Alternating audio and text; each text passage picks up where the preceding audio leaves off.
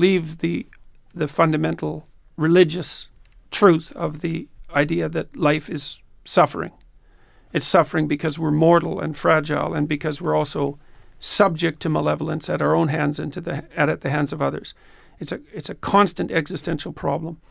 And that can make you bitter and can make you hopeless and nihilistic and depressed and anxious and likely to abuse substances of various sorts as a medication or an escape.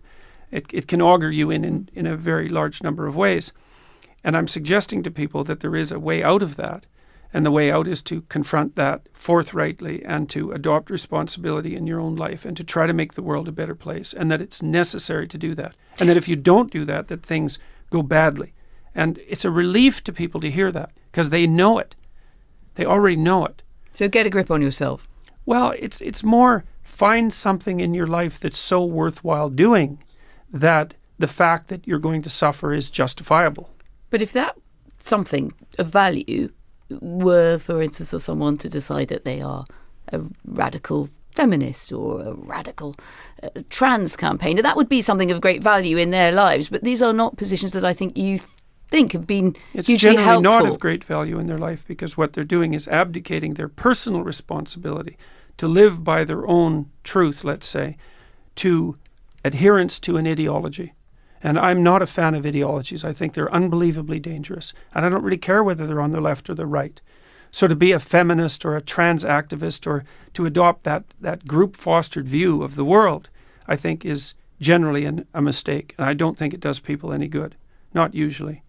And it also allows them to adopt, and this is something else that's gone very wrong with our political discourse, is that it allows people to adopt an unearned sense of moral superiority and also of omniscient knowledge, because an ideology offers you that. And there's just nothing in that's helpful. So what it you just have fragments people. But then what you have isn't an ideology, or no, it's not an ideology. And isn't a strong collection of ideas in a sense always an ideology? No, it's not. It's not. And it's a mistake to think that way, because all that means is that the way that you construe the world is a battleground between different ideologies. And if an ideology is only that which serves a power elite, let's say, which is part of the postmodern neo-Marxist construal, then all it ever is a battle of opinions. And there's nothing underneath that. And it's all power. And that's just not an appropriate way of looking at the world. First of all, there's lots of forces at play that aren't mere power. Competence is one of them, assuming that there are some things that are worthwhile doing. And then with regards to ideology, I wrote a book about that. The first book I wrote is called Maps of Meaning. And it's a description of the relationship between archetypal or mythological thinking, proper religious thinking, I would say, and the parasitical structures that emerge from that, which are basically ideologies. And they can be technically differentiated. What do you make of liberalism? I would consider myself a classic liberal. You would consider yourself a classic liberal? Yes, although... Which is also has beliefs attached, right? It comes out of a tradition of evolution of beliefs, but there is also a radical liberalism, isn't there, which feeds into feminism, which believes that progress is a better thing than lack of progress. I mean, the Economist is founded on those basics, and that people can argue about what they want to take or leave. But do you include then liberalism as one of the isms that you would say is in crisis at the moment, or has got itself into a mess? Well, it depends to some degree, as you pointed out, on how you define liberalism. But one of the things that I like about the classic liberal take on the world, to which I think we owe Britain a great debt of gratitude for developing, perhaps more particularly than any other country, is that the individual is to be regarded as the sovereign entity in the political understanding. But that's not really a political claim. It's a claim that underlies politics. It's actually a theological claim. It's derived from the Judeo-Christian tradition. And because in the Judeo-Christian tradition, the suffering individual is the sovereign entity. And we established a political system based on that metaphysical axiom. And so I would say that to the degree that liberalism acts out the idea of the sovereignty of the individual, it's not an ism, it's not a political stance. It's far deeper than that, what it's predicated on. And the idea of the sovereignty of the individual is an idea that emerged with great difficulty over tens of thousands of years or longer than that. It has an immense developmental history that radically predates, let's say, the Enlightenment or any articulated political beliefs. It's far deeper notion than anything that can be encapsulated politically. But if we look at some of the great classic liberals of the 19th century, and we look back to Mill, for example, you have individual liberty very strongly in there from Locke onwards, a sort of the sense of sovereignty, and no one from the monarch down has the right to unfair sovereignty over another man or woman. But you also have a strongly kind of progressive sense that develops as liberalism develops and takes you towards women's franchise, towards, actually in Mill's case, a fairly out there feminism. If J.S. Mill was sitting here instead of me, would you be seeing eye to eye on whether that was a good idea? Well, again, I think it depends on what you mean by feminism. I mean, the idea that it would be a good thing for the world to arrange itself so that the talents of women were as available to use by the collective, let's say, by the group or by society as the talents of men, then obviously that's all for the good. I don't have any problem with that whatsoever, because talent's in short supply, and it's a foolish society that wastes it no matter where it manifests itself. Racial divisions or ethnic divisions or any of that, equality of opportunity. I can't see how you can be a sensible person and not do you possess... think do women have opportunity? Sorry, do women have equality of opportunity then broadly across Western societies? Compared to what? Compared to not having equality of opportunity. Well, compared to 100 years ago, yes. Compared to 50 years ago, yes. Compared to most places in the world throughout history, yes. Compared to a hypothetical ideal, no. But I'm would that very, very hypothetical leery. ideal be a good ideal or a bad ideal? Well, it depends on how you define equality. If you define it as equality of outcome, then it's a catastrophic ideal. See, this is something too. One of the things I've been struggling with recently is the idea of boundaries, let's say. We know absolutely, and this is relevant to your questions on progressivism, we know that the left can go too far, and we know that the right can go too far. I mean, I would say that's the abject lesson of the 20th century. Both can go too far. And we kind of know when the right goes too far. We probably think the right goes too far, if you had to boil it down to one thing, when people start making claims of racial or ethnic superiority. That seems to be the marker. But we don't know when the left goes too far. And the left, to be frank about it, isn't very careful about differentiating itself into those who are pursuing a reasonable progressive agenda and those who have seriously gone too far. And I would say that when people push an equality of outcome agenda, they've gone too far. Even though it's not as blatantly horrifying, let's say, as claims of ethnic or racial superiority, the consequences of playing that idea out in the world are seriously not good.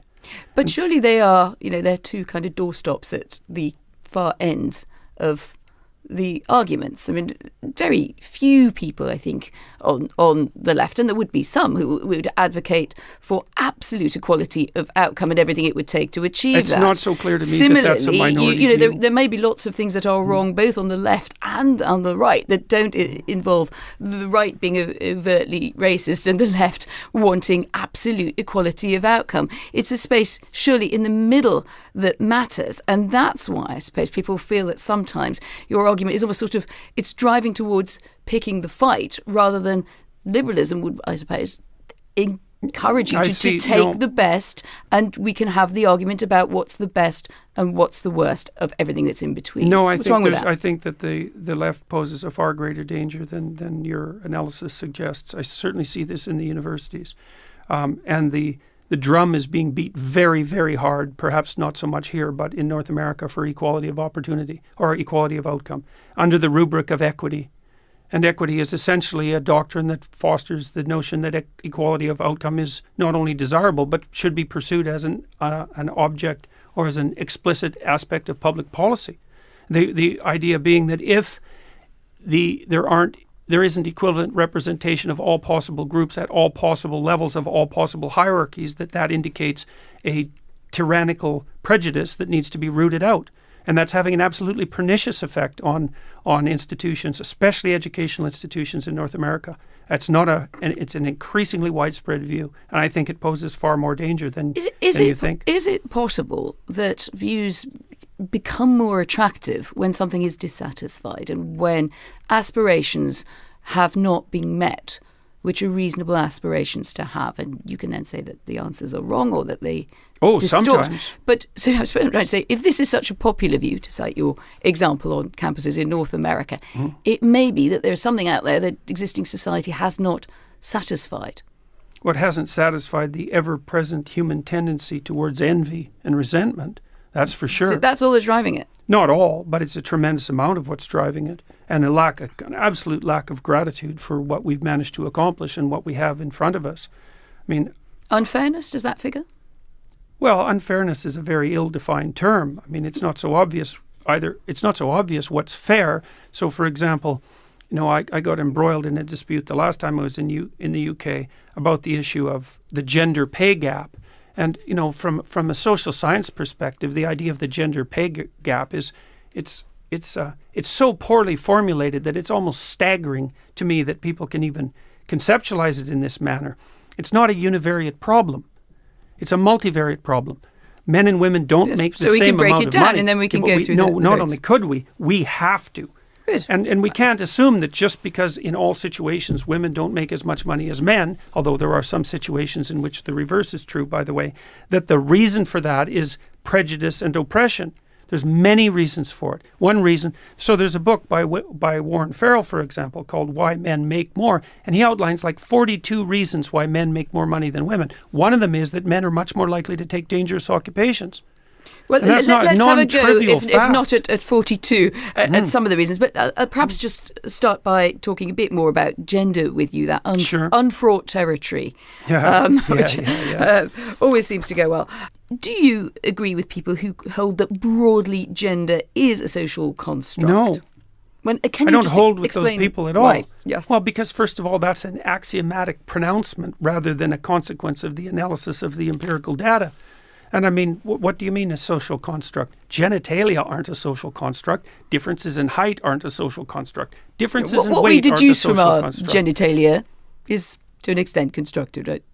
Well, because there's environmental and cultural effects on anything that's complex, and that's certainly the case. And differentiating what those are is a very difficult thing to do. But the psychometric work on that has already been done and done well. And what do you mean by the psychometric work? I mean, psychologists in particular have spent 40 years sorting out an empirically derived model of personality. That's the Big Five model, which is well accepted among personality psychologists in the mainstream, most of who lean left, by the way, by an overwhelming majority. So there's no right-wing conspiracy. It's a taxonomy, right? It might be five, it might be six. I mean, they could be wrong. Yeah, but one of the things that's interesting about the taxonomy is that it was a-theoretically derived. It's purely a consequence of statistical analysis. And so I'm not sure where that's taking us on how far gender is socially constructed. So the first thing to do is to figure out what the parameters are when you talk about something like gender. So the parameters are, say, parameters of temperament, because you said, well, we're not going to talk about the biology, we're going to talk about what's derived from that. So we might say temperament. Okay, so we know the temperamental dimensions. We know that they differ between men and women, and they differ cross-culturally. But more importantly, this is the crucial distinction. Well, we don't know, because, I'm just looking at a piece of recent research on the brain, which concludes there are not two types of brain, and there are other researchers. Who did the research? No, it's the New Scientist. Scans prove there's no such thing as the male or female brain, just so you know what you're dealing with. Nobody who has any sense would ever claim that there was a male and female brain. Okay. These differences aren't absolute.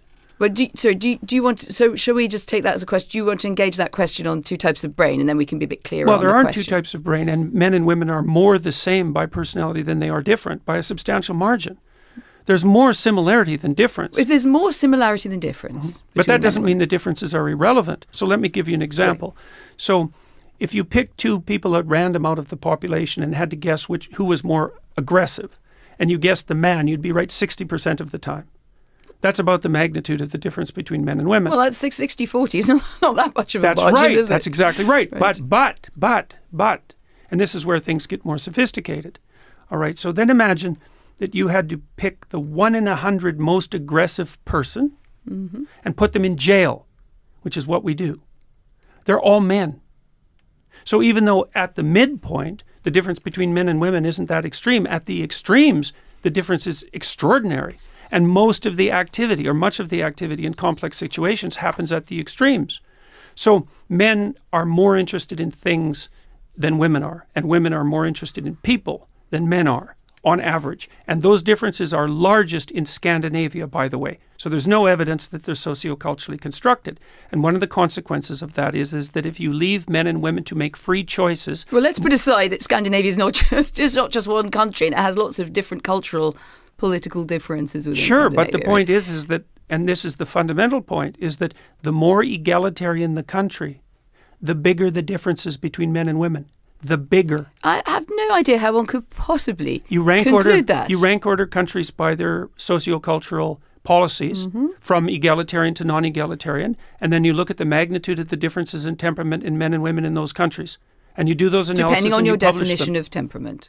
Yeah, but there an isn't a argument definition of temperament that exists that's valid outside of the psychometric community. Well, and so this is in that case, well-established we're science. locked into a particular definition within what you call the psychometric community.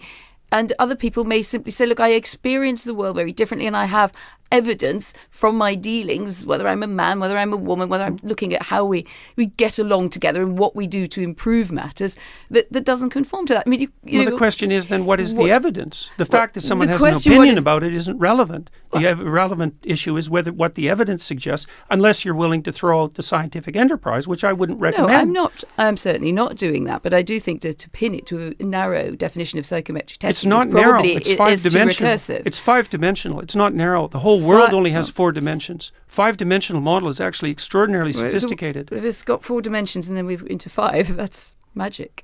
Well, you have 5 dimensions. There's many multi-dimensional spaces, but reality itself has 4 dimensions, and there's plenty of complexity in that. Let's come back to your evidence. Absolutely come back to evidence, but also to what you make of the evidence, because trading. All I make of the evidence is that there's multiple reasons for gender differences. So what do we then do with this? Let's say that we decide that there are differences, and we can argue whether it's about the average. I mean, who is the average woman? Am I the average woman? Are you the average in some ways probably, in other ways not. Right. Okay. Good to know. So what do we do with this? So it takes us into this argument about what progress should look like. And the gender pay gap was a good example of that. As you say, lots of different ways of describing it, lots of different approaches to dealing with it. The challenge to you would still be, I think, do you think that the situation that we have is broadly fair in workplaces, and that women are self-selecting out of progress up the pay chain, rather than being, to an extent, under either pressure of child rearing that is not probably accounted for, or that they're not properly helped with? Is it really all about their decision, or might structures not play a role here? One doesn't have to be completely mad to think this, right? No. What you have to be completely mad is to reduce the whole thing to gender and to assume that it's a consequence of oppression. There's multiple factors at play, and prejudice is one of them. The question is to what degree prejudice, or arbitrary categorization, let's say, and the lack of provision of opportunities for women is contributing to the pay gap, and to what degree other factors are contributing. So there's other factors. Like I said already, men are much more likely to do dangerous jobs. They're also more likely to do jobs that scale. So, for example, because women are more interested in people on average than men are, they tend to work in people-oriented enterprises, and those are hard to scale. And because you can't scale them, it's harder to multiply the income. Men are more likely to move than women are. Men are more likely to take on trade positions. They're more likely to work with heavy machinery. They're more likely to work outside. All of these things add to the... But if you cashed out, sorry to interrupt you there, but if you took out working with heavy machinery, which some women do, but more, we will say, right, more men will elect to do that. There's quite a lot of things in there where they're being nudged. We're all nudged throughout our life to certain choices. We don't have to accept the nudge. But then would you accept that women have lacked opportunities, that they've lacked? The nudge has not operated in the same way. So for you to say, end up... Over what time span? Well, you can choose your time span. Say 100 years if you like. I would don't say really mind the time span. The point is, are women, in a sense, already going through a number of gates in life, and some of them are wider than others? It's complicated. I mean, I think men were directed down narrow pathways in ways that women weren't. So, for example, they were much more likely to be conscripted into wars, for example, which actually happens to be a non-trivial phenomena, because it resulted in the deaths and the demolition of many men. And so both sexes are subject to the arbitrary strictures of culture. And perhaps you could argue that women had the worst time of it, although it's not that easy an argument to make. I would say that the extra pressures of child rearing and the inevitability of pregnancy played a very large role in that, and we didn't deal with that effectively till 1960. And so one of the things that I really don't like about the women were oppressed by men throughout history narrative is the fact that both men and women were terribly oppressed by nature throughout history, and that's not being factored into the equation. And I think that what men and women did for most of history, the decent ones anyways, was team up and partner up and try to make life the least amount of miserable for both. And yet we read this narrative backwards and we say, well, the reason that men and women weren't operating equally in the sociocultural landscape was because men were oppressing them. It's like, sorry, no. That accounts for a tiny fraction of it or some proportion of it, but it had much more to do with the fact that everyone was poor and miserable and that women were locked into a reproductive cycle from which they had no practical escape. And we didn't fix that till the 60s.